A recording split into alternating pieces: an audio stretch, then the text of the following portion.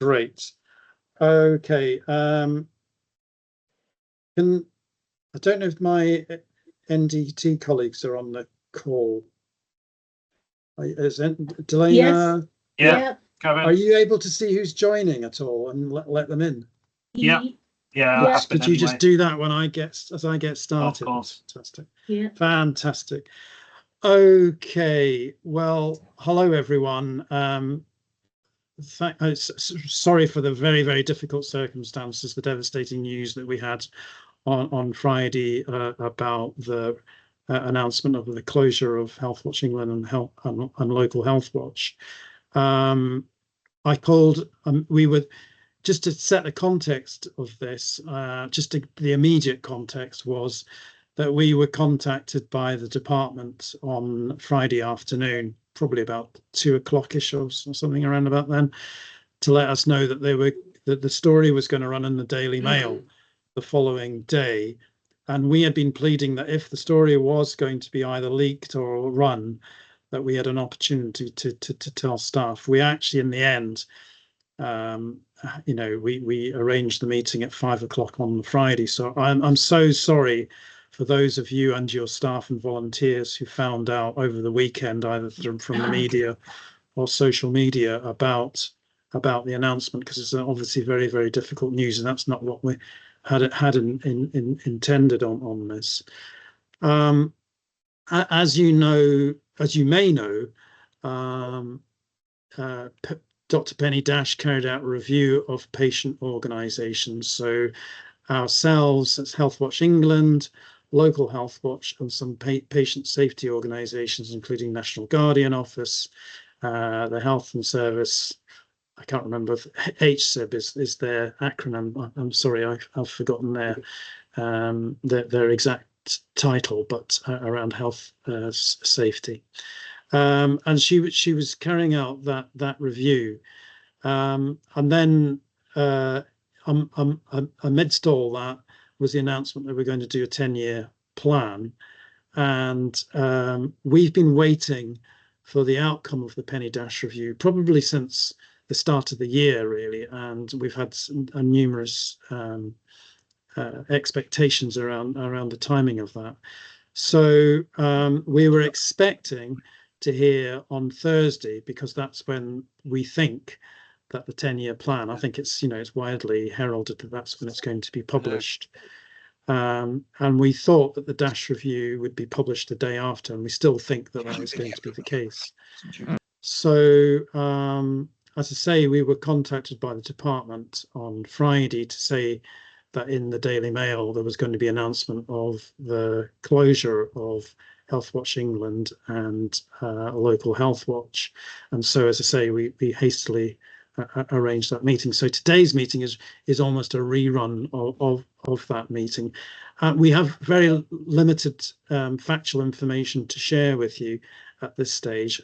What we know is that the functions of Healthwatch England are going to be transferred over to the Department of Health with a new directorate, to the Directorate of Patient Experience, Engagement. I don't know what the exact title is going to be, but something along those lines. And what they said about the functions of local Healthwatch, where they were going to be, apologies for that, they were going to be transferred for social care to local authorities and for health to ICBs.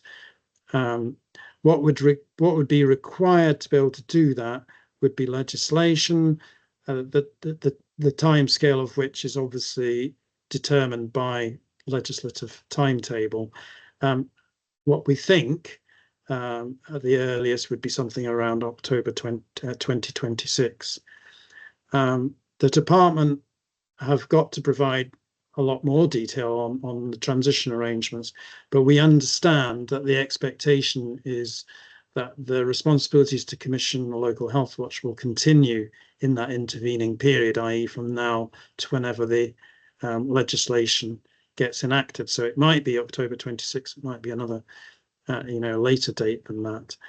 So obviously there's devastating news for all the staff and volunteers, and what that actually means for people. We're trying to, still work out. Our expectation is that we'll have a further webinar where the Department of Health will actually come along and talk about the transition arrangements and the policy intention, etc. So I should be getting back in touch with you to say when that may be taking place. We hope it should be fairly shortly. As I say, the 10-year plan is most likely to be published on this coming Thursday, and the DASH review the following day, so the Friday itself. So whether the webinar is going to be held on that Friday or not, I don't know, but we'll certainly be in touch with you about that. I think there's going to be lots and lots of questions around this. I probably won't have the answers, and what we're almost trying to do at the moment is to understand what those questions are that you have, and then I'm taking a note of them and collating them and making sure that the kind of questions that the department know that Healthwatch are seeking answers about. But there obviously will be an opportunity for you to question the department should that webinar go ahead. So that will be the situation. So I think those are the main points that were covered in the webinar. As I say, devastating news for you, for the network, because of all we've achieved. So it was not something we had anticipated. So it came as a real surprise to us as well. Shall I pause there, because I think it's an opportunity for you to raise any questions and make sure that I've covered all that I know. And as I say, my colleagues are on hand just to about what we do to MPs and responses now, isn't it? If you could just keep yourselves on mute. Well, yeah, we'll ask questions now coming up. So, Catherine, you've got your hand up. Yes, hi. Just a quick question. If we've got commissioning going on at the moment, procurement, from what you've just said, that's just going to carry on until we hear more then? I think so. I said to I don't know where you are about at the moment, but I said to another commissioner that was what we were told in the lead up, that commissioning would continue until the expectation would be on local authorities still to continue commissioning. So my expectation, and I think they should really be seeking clarification from the department in these situations, but I think that would be my understanding. Thank you. We have emailed the commissioners to check, because obviously we don't want to go through preparing for a tender if it's not going to happen, but if it is, then we need to carry on. So yeah, absolutely. Finding out either way would be good. Yeah. Thank you. Okay, thanks. Over to Sally. Thank you. Thanks, Gavin. I'm from Holton and St Helens BCA, but St Helens, Healthwatch St Helens is our. Yeah. It was just a question. Well, so I suppose there's a couple of points, isn't there? If we're asking for clarity, there's a big difference, isn't there, about using language like transferring of functions, because I suppose like ultimately it's not great for people to not be independent. That's one of the really kind of primary points about Healthwatch, isn't it? But if people will have jobs that might transfer into other organisations, that's as important potentially for those individuals. So I suppose it's some questions about if the functions are transferring, are the staff likely to? We've just signed a 7-year contract for Healthwatch in St Helens with the council, and then what opportunities there might be to talk about local arrangements for things, and how much of it will be dictated in the legislation, and what might be open to whatever's left of ICBs and local authorities to make their own arrangements. Yeah, and I think that's exactly, we're in the very, very, what I would say is we're in the very, very early days yet. And it's those exact are the questions that you will want answers from the department. So, so I can't say, will the brand still exist? Will you still be allowed to use the brand? If we don't exist, Can you still use the brand? Some of you are actually called Healthwatch in your legal documents. So so that you know, we're way down the line on all that. But you're absolutely right. How the functions will be discharged is we don't know the details of that at all. So you're absolutely just right. if you're gathering those questions and the sort of they're the kinds of things we will need to know, aren't they? Absolutely, absolutely. Thanks, Sally. Lisa. Hi, Gavin. Thank you. The question really, I don't know if it's maybe mentioned on Friday, but obviously this needs to go through Parliament and be passed. Is this a done deal, or is there things we can do? Because we are actually a network of people who have championed the voice of people, and we're really concerned, obviously, from a resident's point of view, not just our organisation. We are obviously devastated. I've been here 10 years doing this, and it's in my blood. But we're not a network that will back down. Are we able to do something about this? And, you know, lobby our MPs. We've sent many letters to about various topics. Thanks. If everybody could mute unless you're speaking, that would be helpful. Thanks. Sorry, Lisa. Yes. Yeah. So actually, I just feel like we can't just roll over and go belly up. Surely there's things we can do, and certainly that's the stance we want to take locally. We've had many messages of support from people in Surrey saying, you know, we can't believe this is a situation. So, you know, I guess, is there a way we can harness our collective power for people? Because it sounds really dangerous what's been proposed if the press is to be believed. Certainly the NHS app is not a way for people, many people, to be able to feed back, not independent or anonymous. Yeah. I think there's much of that kind of sentiment across. If you look at workplace, there's other Healthwatch that's saying that. It was at a meeting of North East Healthwatch, similar kind of views were expressed. I know West Yorkshire similar. So there is strong feeling across the network on that. And I've also heard ICB chief execs, some trust exec, you know, others anyway, you know, stakeholders. So that is certainly the case. I'll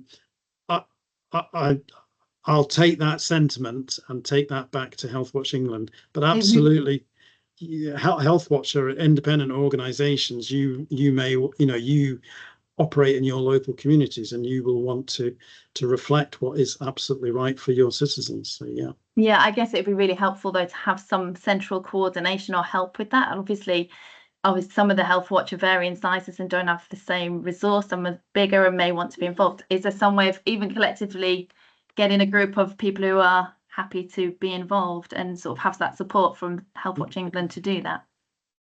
Yeah, I need to be careful on this, because obviously we are different to a Healthwatch. We are not independent in a sense, because we are part of a Care Quality Commission.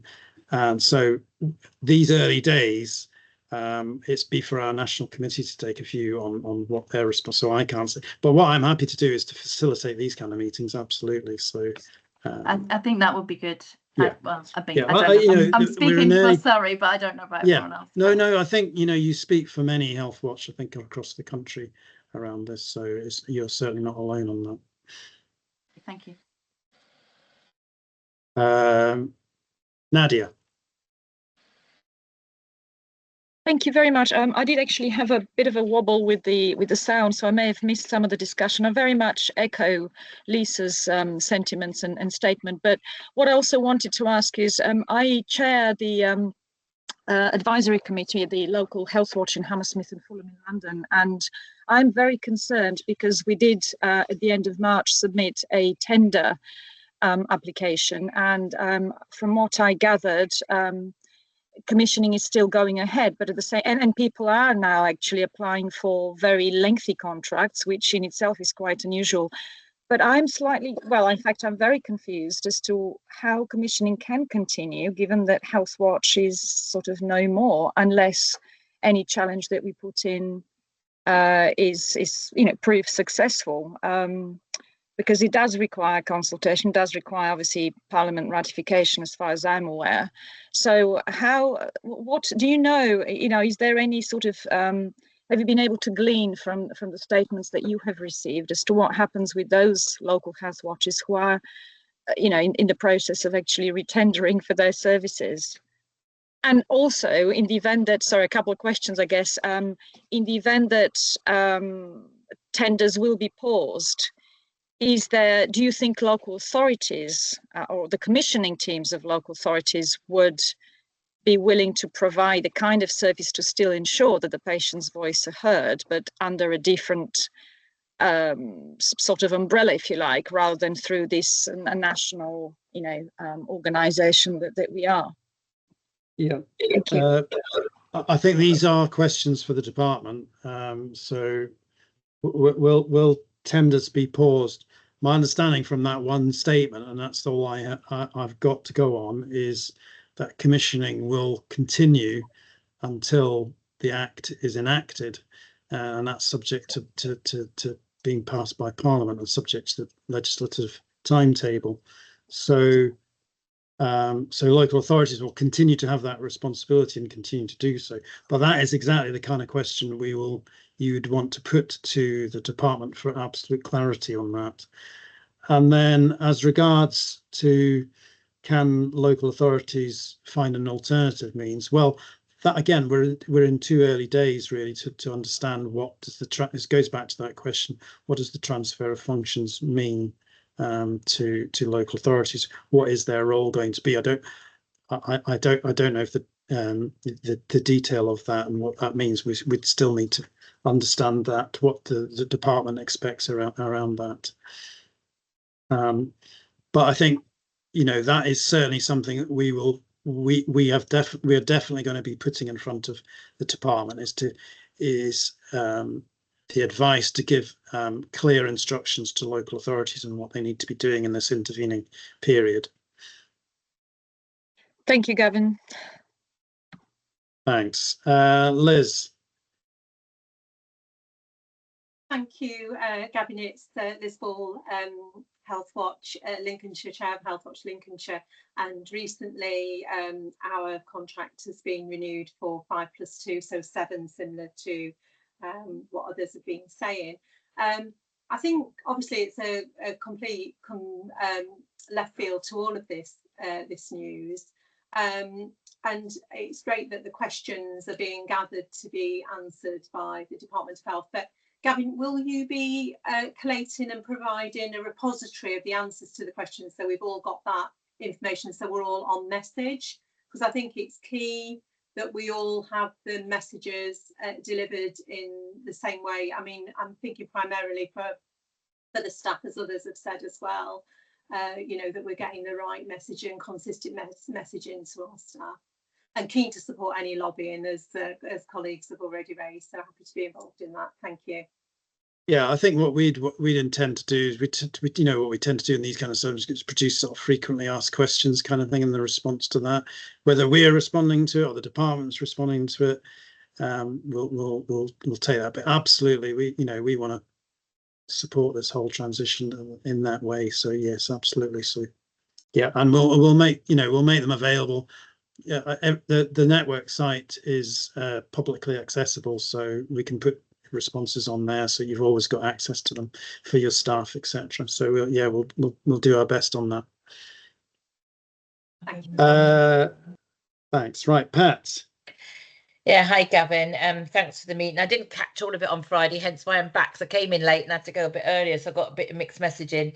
A couple of things for me is that if the DASH review was coming out and the 10-year plan, surely the Department of Health must have had some sort of statement ready. I mean, this is just come out a few days early, if you like, and you wonder if there wasn't any preparation already for that.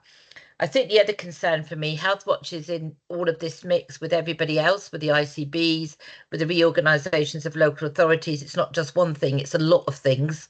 So I think there's a danger that anything that we try to raise or escalate up. So how do we see the wood for the trees, if you like, with everything changing? And, I just read today that the ICB again are under a 50% reduction again. And I think for me, the other thing is I'm already getting contact from MPs and different people. I think Si's just shared our response to what we're sending out. But what is the message that we're sending back to MPs? We've already been asked if we want to raise this in Parliament. But actually, how do I turn up at the meeting next week to keep flying the flag of Healthwatch when everybody else knows it's in its demise? And I think that's where I'm struggling a little bit. So anything that I think you did touch in the beginning about Department of Health will give us some exit strategy, if you like. But I'm just concerned that they didn't have something ready. And although it's a bit premature that the information came out, they must have known that was coming out. Yeah, okay. I think what we've been saying is I think we've given them some what our preliminary questions are, and it's good to see that some of them are already that Healthwatch are raising. So I think that when the webinar takes place, hopefully they will have come prepared to know what the kind of questions that you will want. And we'll certainly, what I'm going to do is take the questions today and make sure that they know these are the kinds of questions they should be expecting to be able to answer. Do you know if that'll be in a week, 10 days? Well, I've just seen, just to let you know, as these things go, you know, as messages flying around, it potentially could be Friday. Okay. Whether we're allowed to record that, and for people who don't work I know a lot of people don't work Fridays. I don't know, but that's another question I will take back and see what we can do. But that's still all to be confirmed yet, and I will be obviously me or somebody will be contacting you to let you know about what's taking place. But there should be a bit more meat on the bones then. That's what you're saying when the Department of Health come to discuss it with us. Yeah, but don't expect a lot, I suspect, at this stage. So that's what's going to happen. It's going to be likely to be a drip. You probably will be asking questions, then they may have to go away and think about what the response. I don't know, but yeah. So be prepared for that, though. And I suppose going back to the earlier comments, I suppose that is an opportunity, isn't it? For if people haven't formulated it exactly, that's an opportunity. So what do we do about response to MPs and things? Because what we don't want to do is get the network to get in a mess with all our different. I think some health watchers have already got stuff on their website. That's where I thought that was my main question. I know Louise put out a very softer. I've got a meeting. I've got a meeting with my leadership team colleagues, including Louise. So let me just take that one. And I think what we're saying at the moment, because there's so much, because I was a short introduction at the beginning, because there's not much information, to be honest. And if I went on at length, I would just be, straying into speculation myself. So we've kept the statement deliberately brief because those are the facts that we know about at the moment. But others, Healthwatch have made statements, so absolutely, they're in the public domain. Okay, thanks, Pat. Zoe. Thanks, Gavin. So just with the news, we're just very conscious of getting the messaging right, and we know that people will be looking to us on our website, local people, partners, commissioners, and we really wanted to make sure that we use the messaging from yourselves. So I've been checking the website today, but I can't see that there's any statement on the website, the Healthwatch England website, because we were looking for that for consistency rather than creating our own statements. So do you know when there will be comms going out? Well, I think there will be when there's a response to the DASH review, because I suppose that's what's happened. It's quite difficult because basically there's been an announcement in the media about some of what's going to be happening, and the actual formal announcement of it is not until, well, probably Friday around the actual what's happening to Healthwatch, the DASH review. There will probably be a one-liner in the 10-year plan about patient voice, etc., or what's happening around patient voice. So, and I suppose that's the position. It is tricky. It is tricky, but I think something is better than nothing sometimes. Yeah, but even and that's if it's why we wanted to give you the heads up early on, so you could at least tell your staff, because it's an awful way to find out in the media.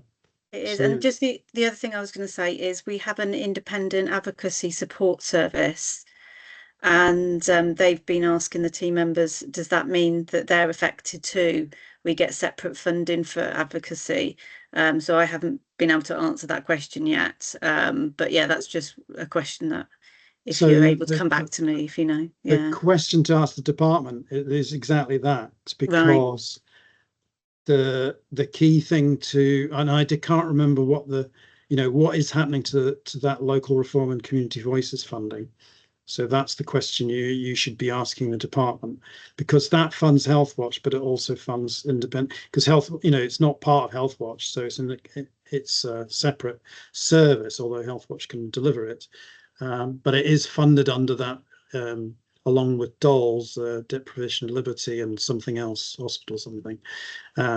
But you should ask that question: what is happening to the funding, just to get some. I've not heard anything about independent advocacy, so Okay, no, that's good. Yeah, I'll make a note. But I'd ask that. Yeah, that's the question to ask. Okay, thank you. Thanks.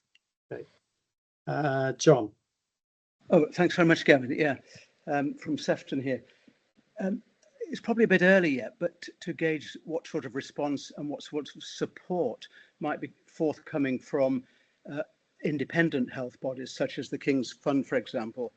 But I would think, like many of us, a lot of the independent observers will be really wondering whether the Department of Health is capable of acting as an independent patient champion. I mean, its record over a long period of time suggests that it's not very good at that, and it probably is in conflict with what its actual role is. And this whole function, if it's going to be devolved somewhere, should be devolved outside the Department of Health. Yeah, I think that's definitely a question for the department to answer, because basically if you take the premise of what the DASH review was, basically they were saying, what was the premise of that was there are too many organizations doing overlapping activities. Yeah. And what the department's, what the minister has said is there needs to be greater clarity for the member of the public to be able to do that. So that's their policy intention, and that's the bit that you'll need to question the department around. What is their intention around that? But you're absolutely right. The Healthwatch have been raising the issue of independence and how can you mark your own homework, etc. So yeah, absolutely. Well, on the subject of clarity from the Department of Health, it seems to be we haven't really got off to a good start, have we? Well, I can't comment on that one. Right, Paul. Right. Hi, can you hear me now? Yep, I can hear you. Yeah, okay. Good afternoon from the Isles of Scilly. Oh, Paul Charnock. The sun's not out at the moment. Paul Charnock, Chair of Healthwatch Isles of Scilly. Some I will be repeating what other comments or nearly complete, comparing with the comments that have been made. But how a report is leaked to our favourite newspaper, my favourite newspaper that I don't read, is absolutely appalling, and the handling of the situation concerning that's going to affect so many people and colleagues I think is just appalling. And it's going to affect people because we're going to lose expertise, background knowledge.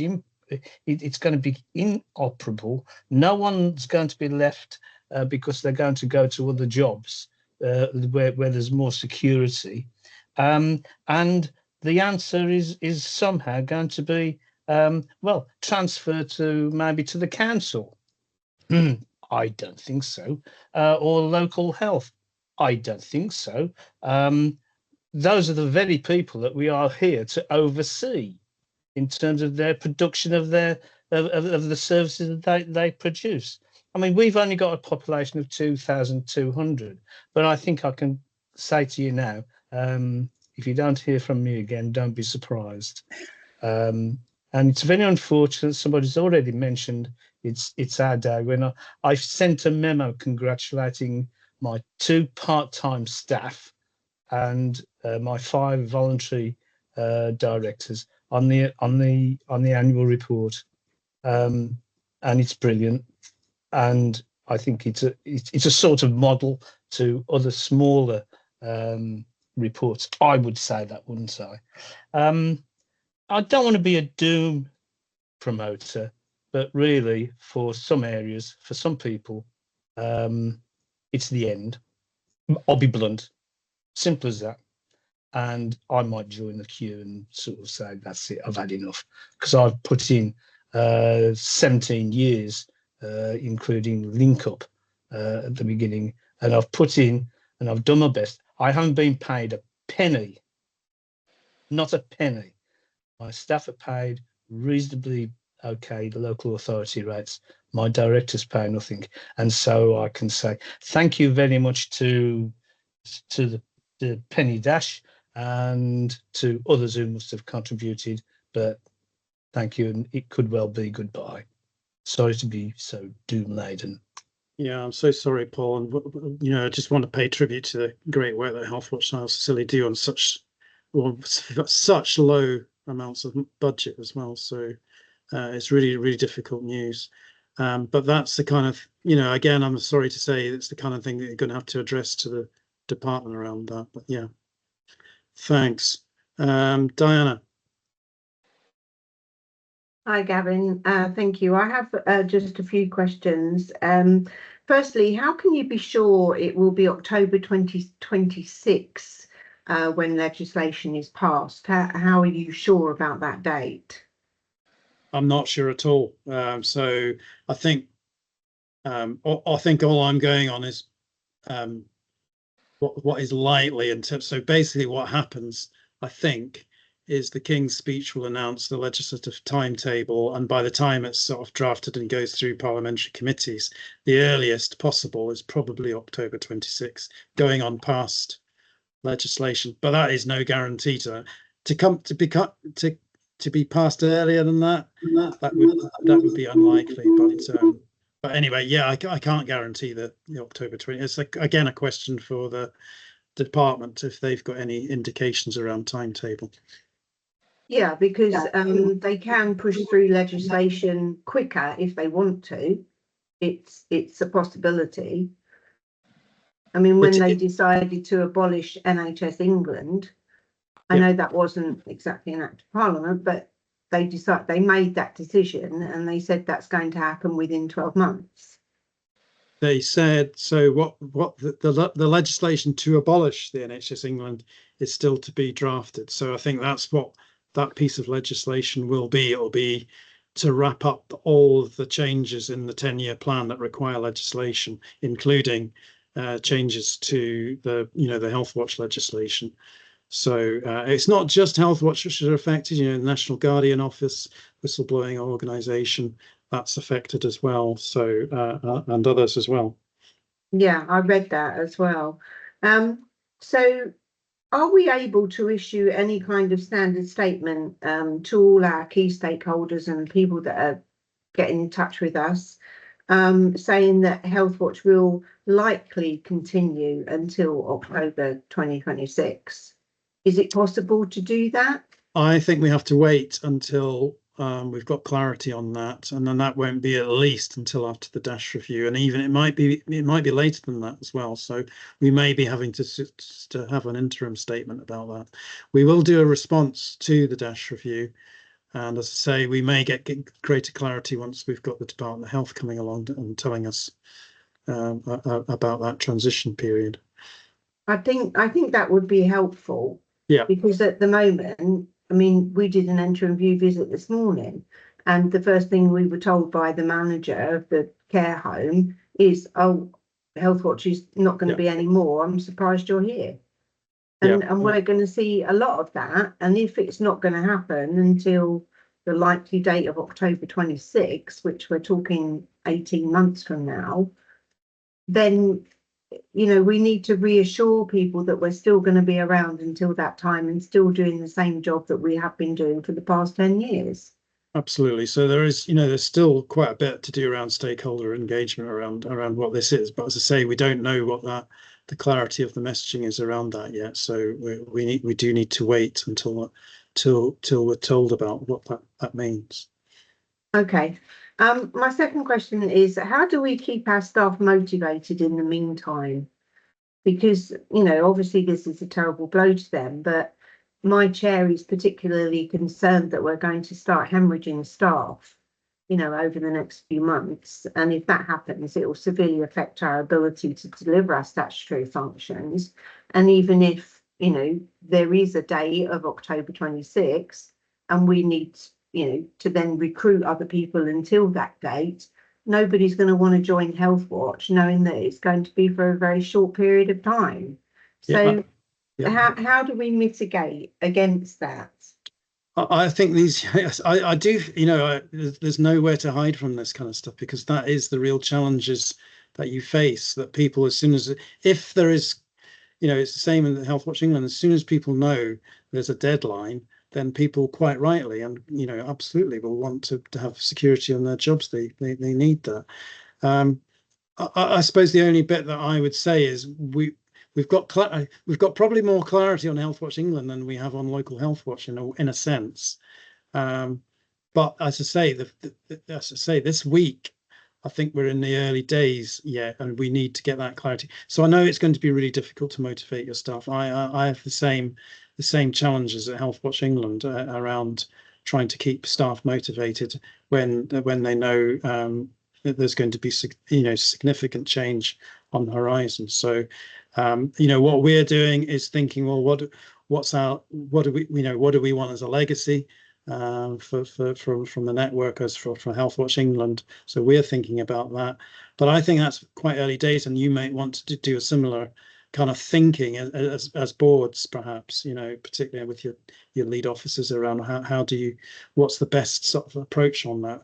Particularly when all your different circumstances might be slightly different. I'm looking around the room, and there's some Healthwatch, there's some host organisations that have got other projects, etc. So it's different for each locality. So I think you do need to think through that for your particular teams.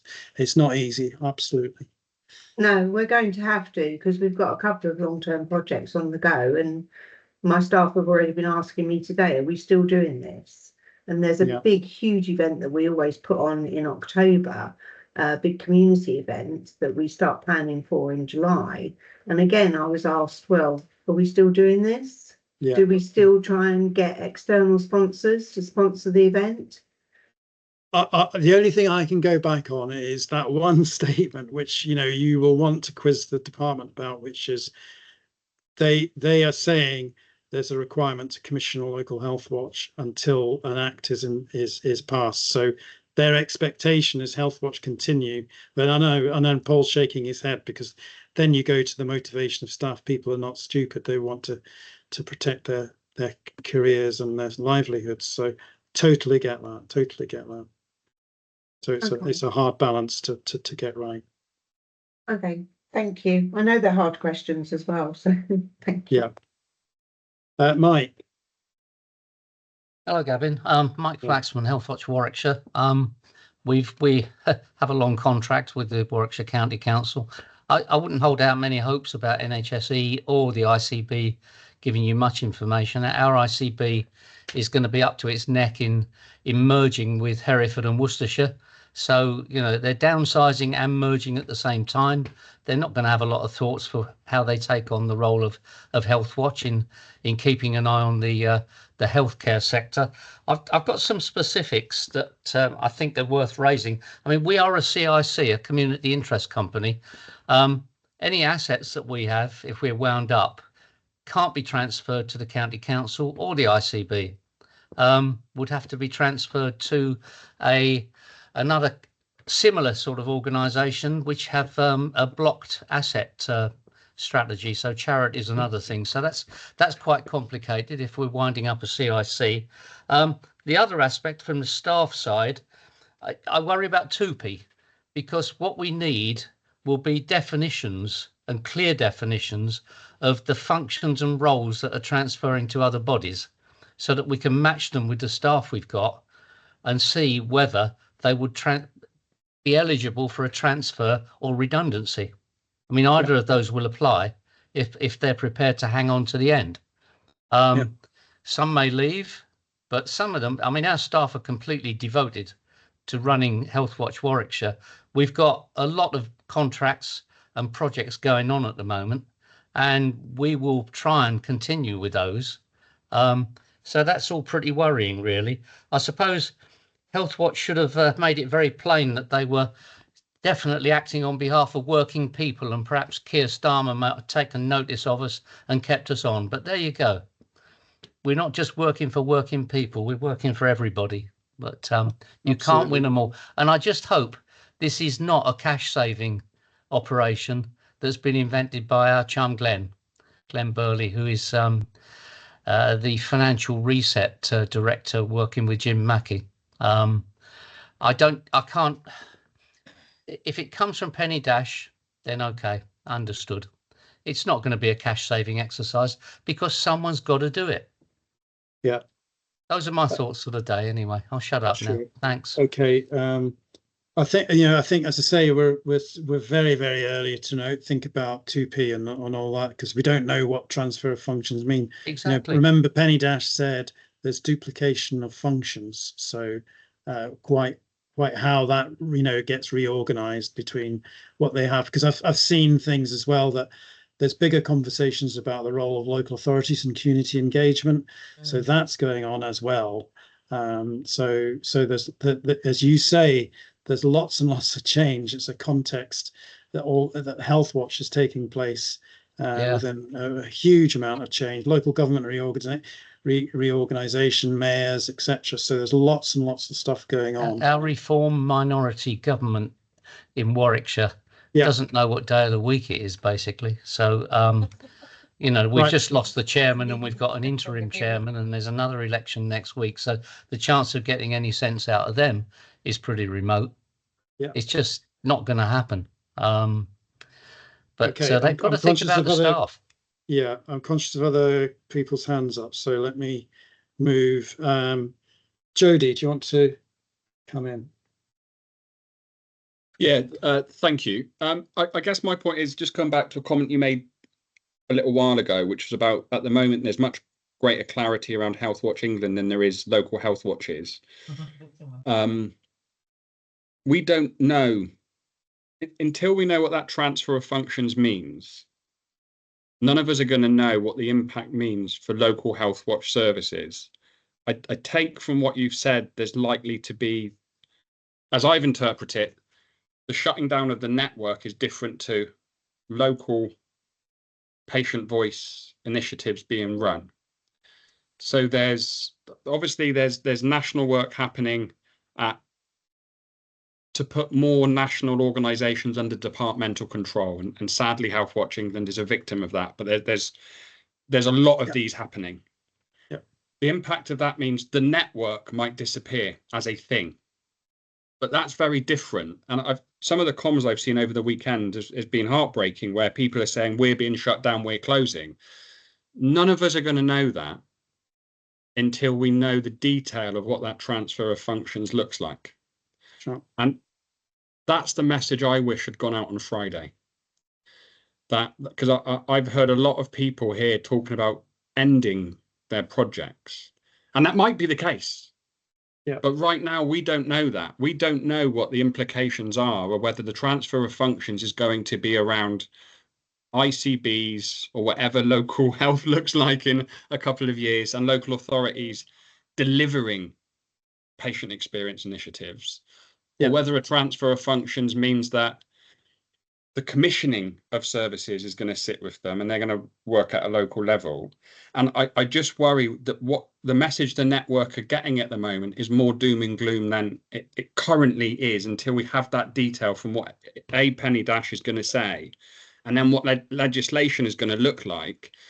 Because I've had members of staff today asking me, well, do we go ahead with the engagements this week? And it's absolutely, we're going ahead full steam until we're told otherwise. We've got duties to do, we've got communities to represent.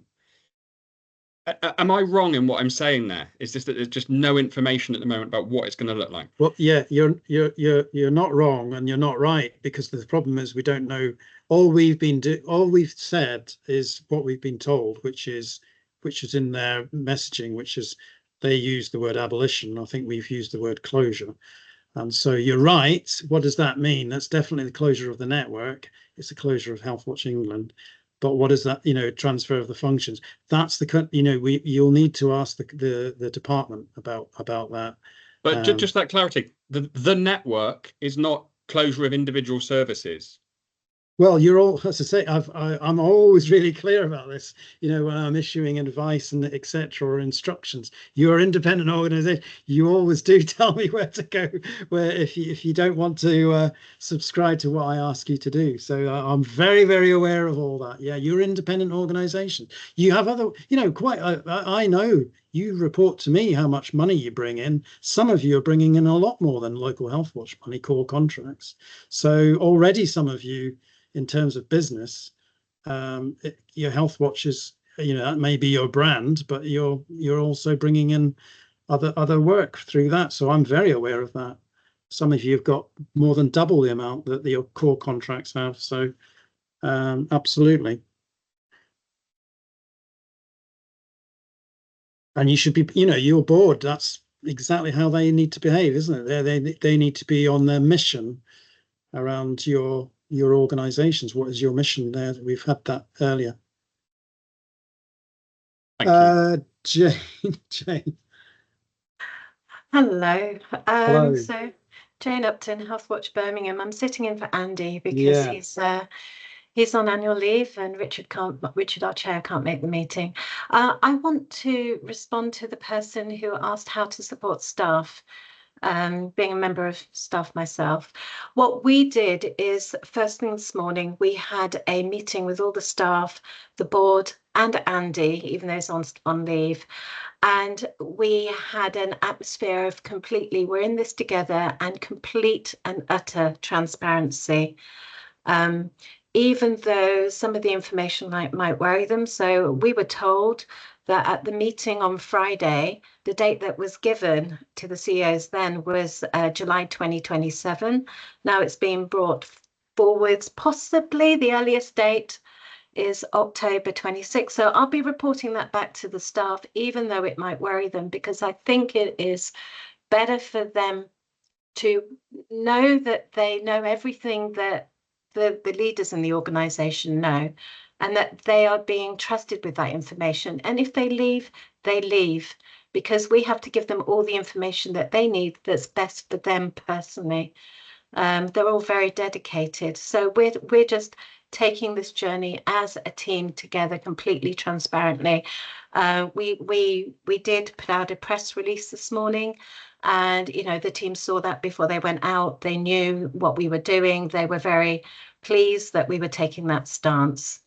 You know, so we're in this together, I think is the message that we're having. And it's this morning, people were greatly relieved that it was a whole team shock, you know, and that we would get through this together, hopefully, somehow. Yeah. And I think that's just to echo that. I think that's very much the kind of approach that we've taken at Healthwatch England as well. You're absolutely right to be as transparent about it. Just give a strong caveat that it's me giving the information, and I'm coming up with October 20. I don't, you know, I don't have any more insight than you do on dates. Completely, yeah, but I think if we tell them everything, where we're at, and just say, but it's not known. It's not and known, trusting exactly. them with that, you know, they're all adults. We can say this is what we think, but it could change tomorrow.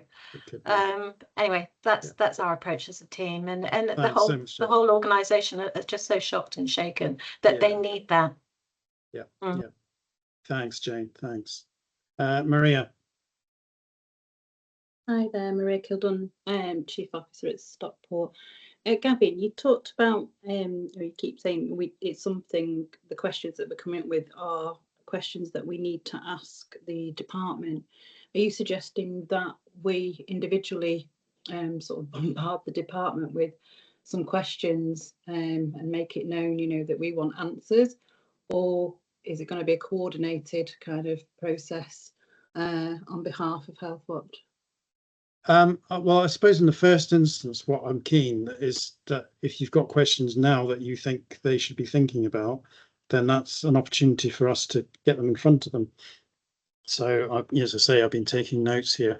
And then it's for, you know, are you satisfied with what the answers are that they give when they put on the webinar? I suspect there will be some sort of frequently asked question kind of thing that arises. I haven't been in touch with them directly at all, so I'm second guessing that, but I'd be hoping for something like that. we will certainly do that from sort of our side of things, but we almost do need more the official line, because Healthwatch England isn't in controlling this situation. It's for the department to actually set this out. So our role may be to support that process. As you can imagine, that's what we will be doing, is making this a smoother transition as possible on that. So yeah, but that's the purpose, is to but personally, it's always up to you whether you contact the department, but I would see what I think the strength will be of what all Healthwatch are saying, what are the kind of common questions that are being asked across the network. It sounds like there's quite a lot of common voice on much of this area. Yeah. Thank you. Nadia. Thanks, Gavin.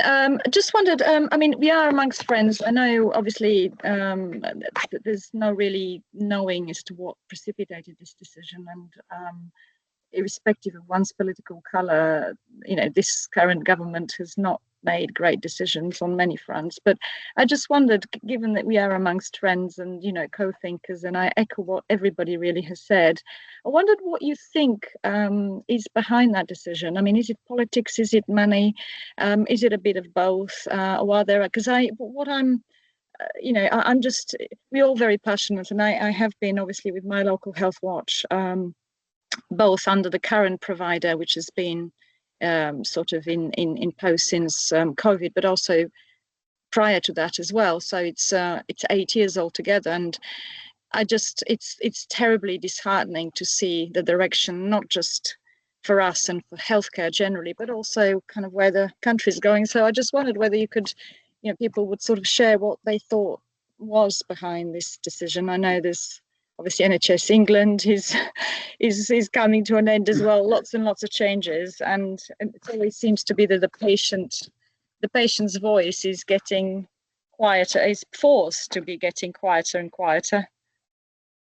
Yeah, I think it's probably that moment to read the whole of the 10-year plan and the Dash review together to really understand what is the narrative around that. So because we basically had, what did we have? We had the review of Care Quality Commission, the Dash review, and then the second Dash review, which looked at patient safety organisation.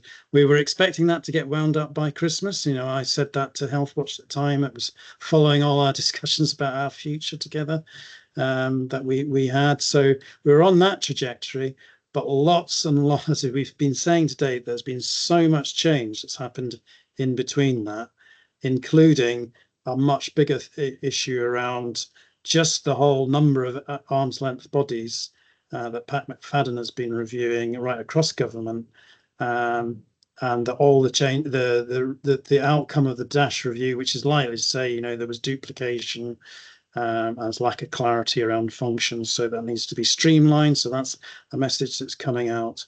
So as I say, I think it's for the department to set out what their policy intention is on that, and how to address the questions that you've got around what's important that you think for the network, the independence and reach into communities. So, yeah. Thanks. Pat. Just a couple of things for me. I just really wanted to reiterate to Paul, really, that it's really sad to hear Paul as a volunteer in the work that he's put in, and I'm sure that goes for all our volunteers. Just reaching out to say that, I know we appreciate everything our volunteers do for us.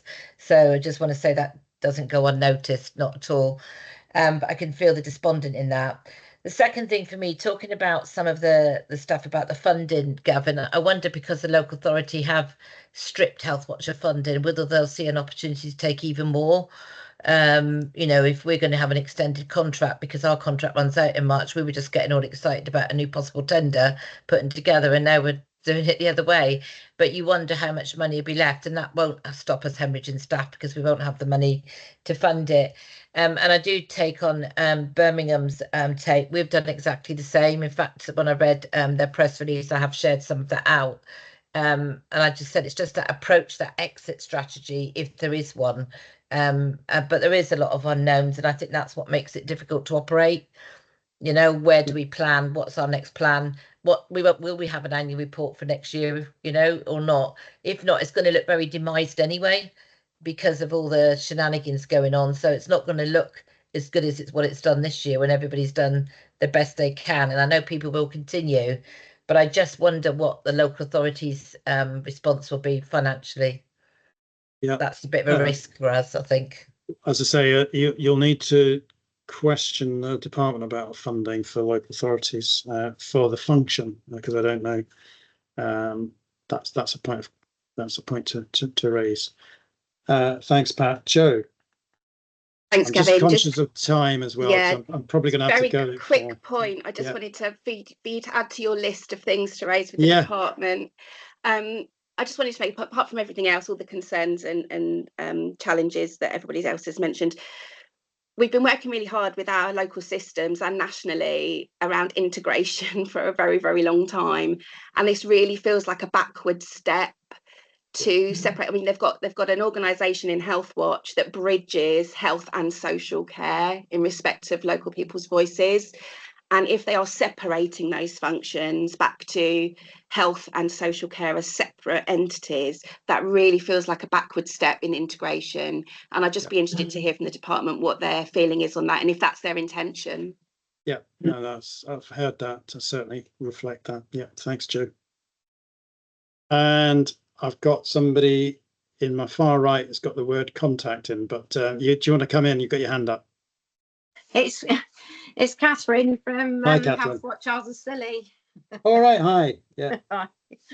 Yeah, sorry about that. I was the only way I could get on because I'm at home. But right. Yeah. Mine actually is a quick funding thing. Interestingly enough, when we were given our contract in April for this current year, we were told by our council that they wanted to review it in 6 months' time, because they wanted to wait until the penny dash review came out and everything else, and they would decide about paying us the rest of our money. Quite bizarrely, now looking back and thinking about this, I mean, we've already got 13% less than last year in any case. So we could be in a very sticky situation if they turn around now to us and say, well, it's all going under, we're not going to give you the rest of your funding. It's a little bit concerning, to be honest. Yeah, and I think that's the kind of, you know, what assurances can you seek from the department around that flow of money? You know, I think the speculation at that time was what was going to happen, who was going to, you know, where local authorities going to be commissioners of Healthwatch. That obviously has changed now. Now we've got the announcement of the certainly the transfer of the functions to local authorities and ICBs. So the department's likely to say that the funding route is still in place, but as you well know in Isles of Scilly, that doesn't hold much when they know it's not ring fenced, etc. So I do really, it's both a question nationally as well as for the local side of things. It's a really, really difficult position. Okay. Well, it's obviously devastating news. You know, you're all, you know, can I just say professionally, you're all an amazing bunch of people doing amazing work. So I know it's really, really difficult times to talk through. And as I say, we don't know where this is all going to end up, but we are at the early days of it. So please, you know, this is the first of the communications. As I say, then hopefully the next one will be directly with the departments to give you more clarity on what that direction of travel is going to be. So expect to hear from me soon, probably this week. So and in the meantime, obviously, if you have individual things that you just want to, you know, check out, please do. You know, we're here. We want to do our best for you in these difficult circumstances. So don't hesitate to reach out. But can I just thank you all for the way you've approached this meeting, because I know it's really difficult. So thank you so much. Right, on that note, I'm going to have to say goodbye. Thank you, Gavin, as well, because Thanks, Gavin. remember it's for you as well. It's difficult, Yeah. but thank you. Okay, thanks a lot. Thanks, Gavin. Gavin. Thanks. Take care, everyone.